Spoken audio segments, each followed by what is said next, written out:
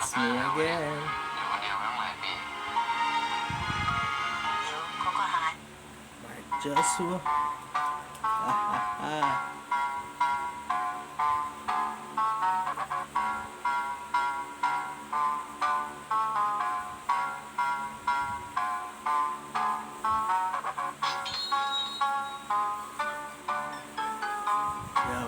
Yo. It's me again, Mark Joshua. Yeah. Gusto ko lang ipaliwanag ang sarili ko sa iba para matuto sila, matuto din ako sa kanila. Teka lang, hindi na ba sapat ang lahat para maging ayos ang araw-araw sa kada buhay na binigay sa'yo? Tinanggap mo ba lahat-lahat to? Baka may hati-hati pa kasi naman sa kapatid, diba?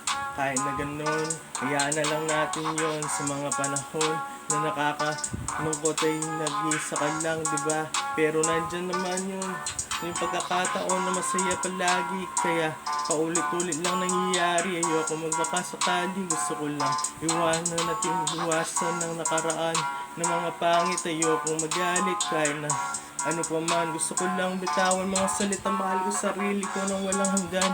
Ayoko na munang tumiwalag sa kahit ano man. Gusto ko lang magpahinga, iwas sa mga kalokohan. Ayokong maging palabiro na mayabang. Gusto ko lang yung palatawan na tulad ko. Yun lang, diba? Ang dami ng mga pagkakataon lumampas, pero nasayang ba yun? Nasayang nga, pero meron namang panibagong na dumating. Maghintay yun lang sa tamang panahon, lahat ay magagawa din.